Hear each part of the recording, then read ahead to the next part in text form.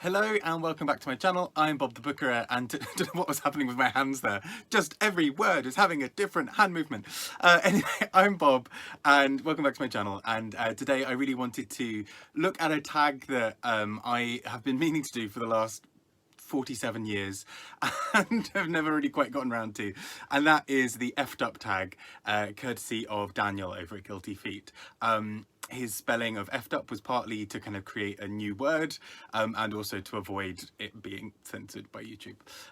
But this tag is sort of all really about books that are messed up or disturbing in some way, good or bad. And I think it's kind of important to sort of state that at the beginning, that books being included on this list for the most part are books that I absolutely adored, and that it's just that they happen to be disturbing in some way. It's not that they are poor as books or whatever, apart from a couple of examples that I maybe might consider here. Anyway, so let's get started. So there are 10 prompts here, very imaginatively named, which I absolutely love, and Daniel over at Guilty Feet is so worth checking out. Again, I, as always, just completely bow to his knowledge and insights on books. He he makes me feel woefully inadequate. So let's do this tag. Woo! The first one, prompt number 1, is a book that was effed up in a good way. And I almost included this one for a later one on classics, but for me, this is The Yellow Wallpaper by Charlotte Perkins Gilman. And I adore this book so much. So I read it for the first time, I think, when I was at uni. And it's kind of more of a short story, really. And this is all about a woman who slowly, essentially kind of becomes more and more kind of within her own head, and it's kind of a really interesting commentary on a lot of the ways that women were treated, and particularly women's mental health was treated, kind of in sort of 1900s. And so, for example, this woman kind of slowly over time is deprived of more and more things that would kind of give her the stimulation, and it ends on, for what for me is one of the creepiest end images, but for me I just think it's so powerful. I don't really want to spoil it, but at the same time it's a short story, so it won't take that much. But it involves a woman sort of walking around. So basically she slowly starts seeing things in this wallpaper, hence the name, and people around her are all kind of telling her that she's crazy and sort of gaslighting her in some way. And it ends with her very creepily just sort of walking around the perimeter of this room, sort of tracing it with her finger. And it's such an arresting end image, for the story, that it's just mind-blowing to me. And yeah, this is kind of partly why it is sort of such a classic and why I almost included it in the classics. But I was running out of books to kind of think of that were effed up in a good way. But yes, anyway, really interesting one. And for the second prompt, we have a book that was effed up in a bad way. And this book I think I've briefly spoken about before. I just didn't necessarily get on with it. It was the winner of the International Booker Prize last year in 2020, which is The Discomfort of Evening by Marieke Lucas Rijneveld. And I mean, I think Simon Savage at Savage Reads and Tom Reads Things sort of together called it the cheesy poo book, and that's kind of basically the book has a lot of kind of lengthy descriptions of, for example, constipation. There are quite a few things around sort of children exploring sexuality, but then it's also often with people who are technically of age, and it's all a bit paedophilic and occasionally incestuous. There's a lot. And don't get me wrong, you know, there are many books I've read that have had sort of messed up, difficult kind of things like that. But I think maybe I'm becoming a prude in older age, but part of me just, I read it and I just sort of, I felt like it was being done for shock factor, but without much sort of underneath it that would really sell it to me. I mean, I'm going to talk about Ian McEwan a bit later, but for example, Ian McEwan's early career was often full of purposely kind of shock factor, grim kind of things. Sometimes for me he gets that really right, sometimes he doesn't. And I think with Marieke Lucas Rijneveld, I think for me it didn't hit the mark, because for me I just found it really kind of effed up, in a way that just sort of felt like it was just a series of sort of things back to back, kind of just being like, ooh, so shocking, so kind of whatever. So yeah, that would be that one for me. Next up though, a book that everyone loved but that you think is effed up. And this is quite a difficult one because I am basically a puppy and, and I like most things. So a book that I thought was effed up that lots of other people love is often quite this one gave me the most anxiety to try and think of, because I was like, I like everything. And some of the books I wanted to kind of be a bit more savage about weren't necessarily that effed up in that sense. So the one I have gone for, I mean, take with a pinch of salt, and that's The Forever War by Joe Haldeman. Now I will say that this is not, it's not effed up in the same way that some of these other books are, but my thinking is this. So this is a science fiction book, and sort of seen as a bit of a sci-fi classic. It focuses on, it's kind of written around the idea of the Vietnam War, but basically a war, as the title suggests, that kind of goes on forever. And there are kind of sci-fi elements where time moves very differently for certain characters.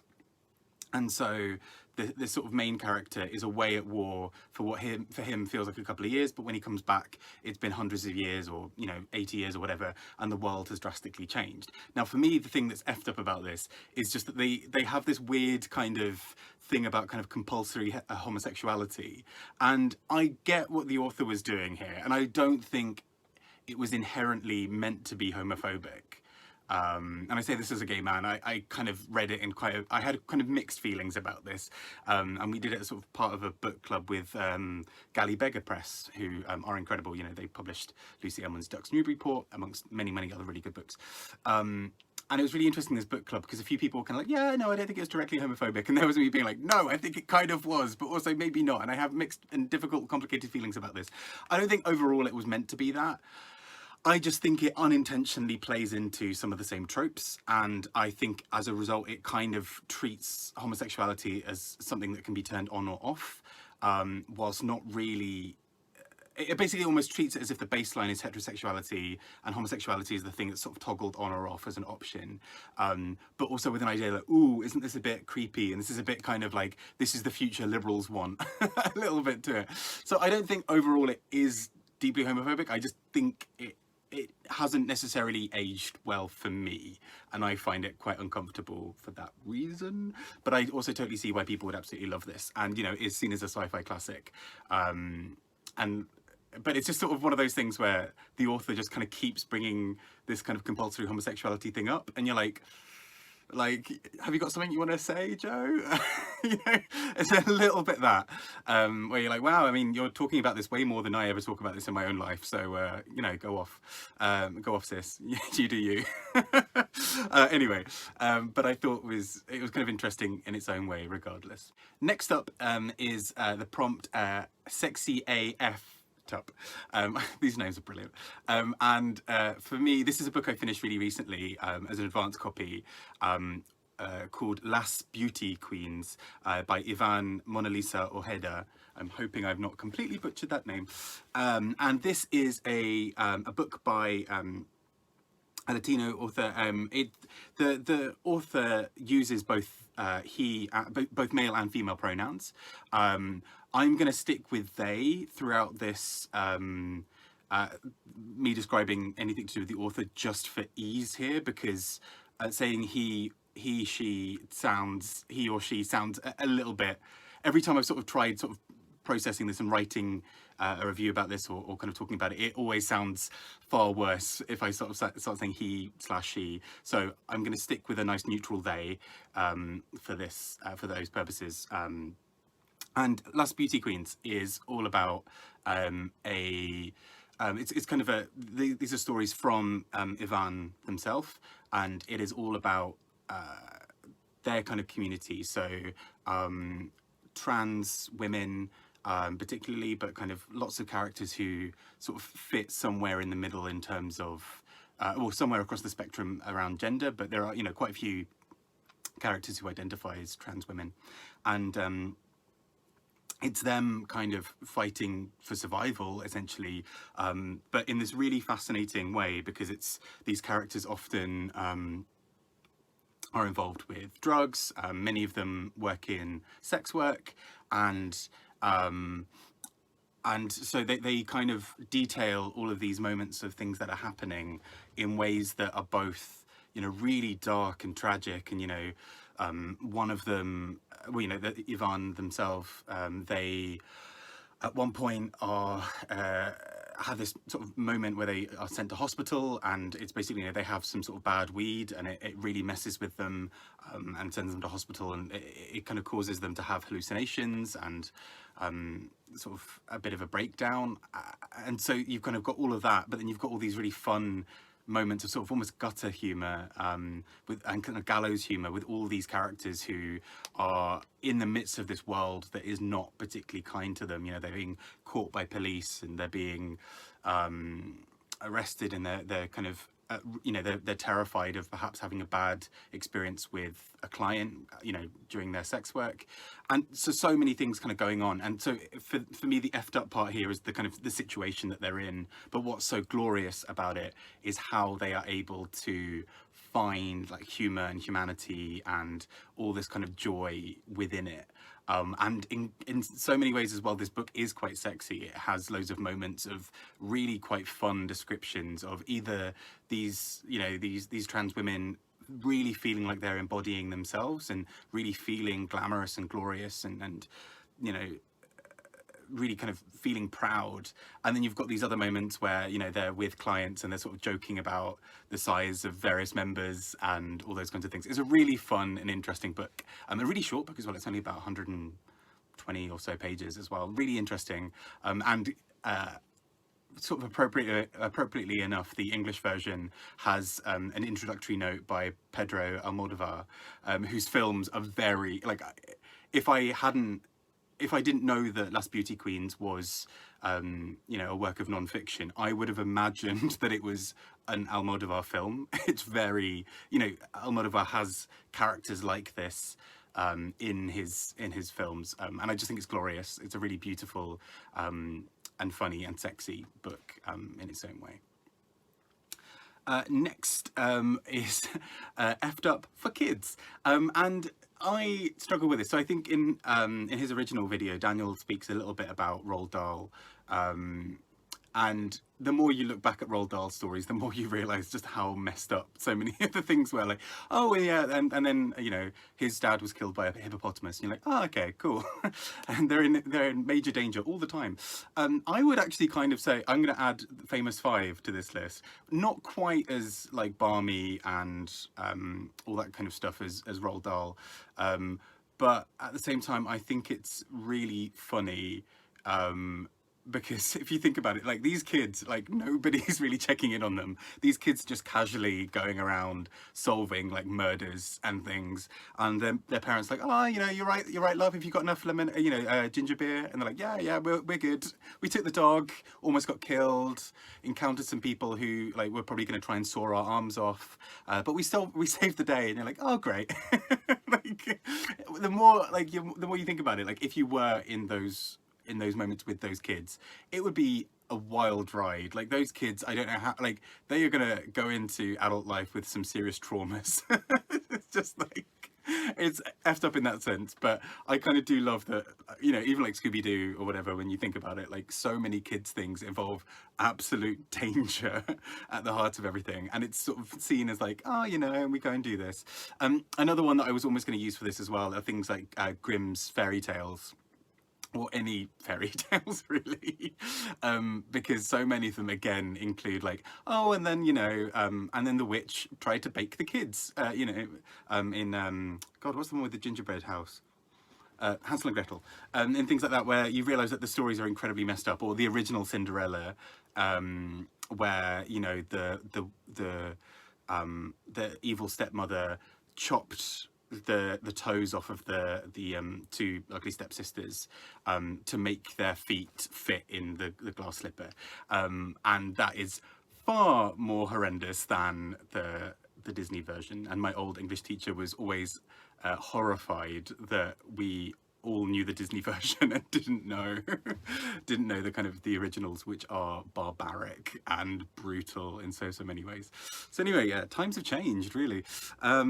Anyway, The next is an effed up classic, and for me, again, this is taking me back to school, is The Tempest by, not The Tempest, that's completely the wrong one, Titus Andronicus by William Shakespeare. This is so effed up and so messed up in so many ways. I mean, it's brutal. I've seen it performed at least once. I went to the Globe Theatre and just absolutely loved seeing this in person. But it is brutal as a play. You know, you've got assault, you've got people having their limbs chopped off. I mean, I say spoiler alert, but it's been out for 500 years, so I kind of feel like maybe, you know. But at the end, you know, the father tries baking his sort of enemies who he's killed into a pie and then serves it to other people. And it's so messed up. And I remember as a teenager, in that kind of very like, ooh, this is so edgy and cool kind of way, being obsessed with this play and just thinking this was genius. I think the more I watch it now, the more I think about it now, the more I sort of see it as being very like shock humor, whatever. But I still really, I think part of me does maybe still have a bit of a soft spot for Titus Andronicus as a play. I think it's just really interestingly done, brutal and horrific, and not easy viewing or reading, but still a classic in its own way. Next, we go to Effed Up in Translation. Now, obviously, I've already spoken about Rena Veld's Discomfort of Evening, but another one from that exact same Booker shortlist was Hurricane Season by Fernanda Melchor. And for me, I mean, I really enjoyed this in a lot of ways. It is brutal. It is unsparing. It's about, you know, it's about sort of 200 pages of just non-stop, ceaseless kind of brutality and this really fast-paced dialogue. I found it actually exhausting to read because I think 100 pages in or so, because everything's at this really fast pace, as in there aren't really that many punctuation marks, and so you just got this really fast pace. So I actually had to really like put it down and sit in a dark room for a bit almost, you know, and just sort of really decompress because it comes at you thick and fast. It's, you know, around this witch having been found dead, and so yeah, kind of about someone having been found dead and kind of witches and magic being believed to be behind it. And for me, that pacing is brilliant in so many ways because it captures that kind of frenzy of this town or the village all trying to work out what's happened. But for me, I mean, I maybe by the end, the only reason that sort of I kind of couldn't quite give it a 5-star rating, I think for me, was that I think I was just so exhausted by the end. I think I needed a little bit of a pause, maybe midway through, or something that was a bit slower paced, or maybe some alternation of that pace. But at the same time, an incredible work of literature. I think, like, I mean, I unfortunately don't speak Spanish, but I would love to learn one day, and I'd really love to read this in the original Spanish. It is brutal in terms of there are so many there's so many insults, so many uses of slang. It's really sexually explicit. It is brutal. I mean, I've said that a lot, but it is brutal as a piece of work. So I think it's really divided a lot of people as a result. But really interesting nonetheless. And I know a lot of people have really taken to it because it's unlike anything I've read in a very long time, I think. Anyway, so number 8, Effed Up Non-Fiction. So this really messed me up actually as a book, and I made the mistake of reading parts of it quite late at night. Not a good idea. Not really, I mean, I don't really know any part of the day that it's necessarily easy to read this, and that is Men Who Hate Women by Laura Bates. As you can imagine by the name, again, not an easy read. So Laura Bates, famous for the Everyday Sexism movement and book and blog, she went undercover for a couple of years, going into fora of men's rights activists and kind of incel movements, which is sort of involuntarily celibate, which I think weirdly apparently started as a very different thing, but has basically morphed into a bit of a playground for absolute vile misogyny. So it's a lot of men on these fora who spend a lot of time detailing in very explicit detail what they the kind of vile acts that they want to do to women, how for many of them they feel that women owe them sex and that women deserve to be second class, and all these really horrific, vile things. And this book is brilliant at investigating, firstly, whether some of these men really do believe this or whether it's for show, but also the effects of this on sort of wider society, and how widespread this actually is. You know, that it seems when she sort of was first doing speaker tours in schools, Laura Bates found that, you know, initially, you know, she'd have a bit of, you know, a bit of to and fro with some of the boys in the class who'd sort of make sexist jokes or whatever. But then she started to notice there was a pattern of men using very similar language to describe things, or very similar arguments, almost as if it was scripted, and sometimes even turning up with notes that they'd written down. And then she started realizing these were all kind of coming from one place. And yeah, it is not an easy read, but I think this is astonishing, partly because, I mean, it's horrifying to realize that this is true, but also so commendable to Laura Bates for essentially going down that rabbit hole to learn more about this, even, you know, often being in fora where she was mentioned by name, because, you know, she, as a prominent feminist and a prominent woman in the public eye, particularly writing about women's issues and kind of women's rights, was often pilloried and the subject of a lot of this abuse. And so she would often be in these kind of chat rooms or kind of fora where she was seeing her, you know, essentially fantasies about her murder, and she was obviously undercover as this person Alex. So yeah, really messed up. Again, not an easy read, but I just think is astonishing, and just I can't imagine the personal toll it must have taken on Laura Bates to do this research and then to write it up and then expose herself to even more potential violence or threats as a woman in the public eye calling this stuff out. So yeah, incredible. And I mean, hats off to her, and crikey, I mean, yeah. Anyway, moving on to something hopefully, I mean, I feel like obviously a lot of this, because of the nature of this tag, a lot of these books are going to be a bit harrowing in some way.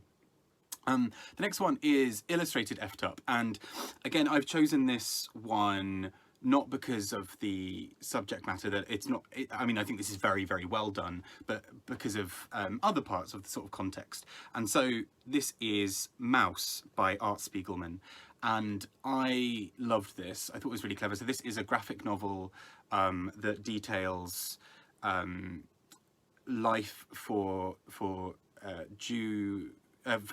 life for Jewish people during during the age of the Nazis, essentially. And it's done with, the reason it's called Mouse is all of the Jews in this book are as mice. They are all created as mice, and so it's, and then sort of later you sort of suddenly realise that the Nazis are cats, you know, and then you sort of see where this is going. And then at one point there's a Swedish person who's just like an elk or a stag or something. But it's so interesting because I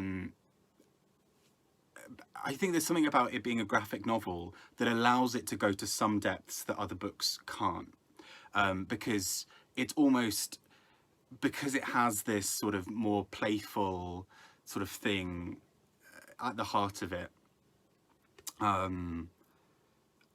you can kind of delve a bit deeper without it feeling horrendous. You know, you realize that you're dealing with very difficult subject matter, but it's a little bit easier to kind of sit back and read the story, because you've got that extra little level of distance, but then obviously it hits you, and it's incredibly harrowing, but also so powerful and beautiful about kind of this young man kind of trying to trace what it was like for his family. You know, Art Spiegelman looking back and trying to imagine what his family have gone through. He, you know, at that point, sort of apart from this, I think in the US, and trying to have these conversations with his dad.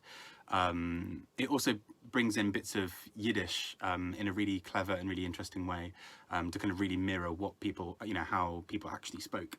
So I think it's really, really beautiful, and well worth checking out.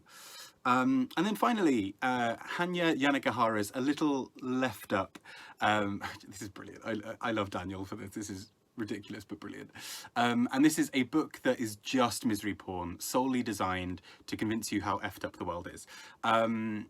And I can't believe, I've just realised as I've got to prompt number 10, I haven't mentioned Kafka at all for any of this, which is firstly a personal milestone for me that I've gone this long without talking about Kafka, Mrs. Dalloway or Duck's New Report, although I think I mentioned Duck's earlier. But that aside, I can't believe I didn't mention Kafka. He's brilliant for effed up stuff. Anyway, Kafka is the 11th prompt that I've just made up. It's just Kafka. But this book that is just misery porn, I'm not sure, well, I mean, misery porn is maybe overstating it for this book, but I chose The Cement Garden by Ian McEwan. And like I was sort of saying earlier, I think Ian McEwan's earlier work is a lot more kind of like, ooh, am I a bit shocked? Am I shocking you? Am I a bit like this? Sometimes really works for me, sometimes really doesn't. The Cement Garden, I feel like just keeps applying it more and more. It's about these two kids, well no, three kids. A group of 3 kids, and their parents die. And so essentially they are left with this sort of thing that what do? Their parents are there, they don't want to be taken into care, they have to kind of pretend to the world that everything's okay, so they essentially bury their parents in cement in the back garden, which is dark enough, and I think is a really interesting start to the story. And I remember loving this when I was like 16, 17 and rereading it last year and being like, ooh, because then it starts going into a bit of stuff around like the brother and sister experimenting with each other sexually, and then like trying to experiment on the younger sister, and it's all really quite coercive and grim. And I think for me this is one of those moments where you're like, okay Ian, right, like kind of made your point and you're just going a bit further in here, aren't you? And so I think at the end of the book you're just a little bit like, oh my gosh, like it's a bit exhausting. And I mean, in typical Ian McEwan style, very well written and really interesting, but I think for me it just keeps pushing in a way that's like, ooh, I'm a bit edgy, and instead kind of makes you just think that the world is messed up and effed up. So that's what I was going for there. Anyway, I'm going to stop rambling about this and return to thinking about Kafka. But I think it's a really, really fun, I mean, fun is an interesting word for a tag like this. It's a really interesting tag, and I think it's really great and actually quite fun to think of some of these prompts. And I'd really encourage everybody to kind of have a go at this if you haven't already. I would like to tag probably some of the usual suspects. AJ Dunn reads and writes. I feel like because they read as well kind of a few sort of horror and thrillery kind of books as well, I'd really love to know their ideas, because I'm sure that they've read some books that are really quite chilling in some ways and effed up, as the tag would suggest. I'd also really like to tag, who else? Let's think of some fun people for this. I feel like Doom Antidote, Ben over at Doom Antidote would have some really good thoughts, as would... why do I always find this bit really hard? I think of these in advance and then I completely forget them, like magic. I would then also go for... I'd really love to know what someone like Bookish would have to say about this, actually. Because again, they have a really broad range of books that they've read, and I'm really proud of myself because I managed to only bring in 2 Booker Prize shortlisted books in this. That is a record, I believe. But yes, anyway, I'd love to know their thoughts. But anyway, that all aside, I'm going to stop rambling. Have a great day. Hopefully it is not an effed up day, but a wonderful day. And take care. Bye bye.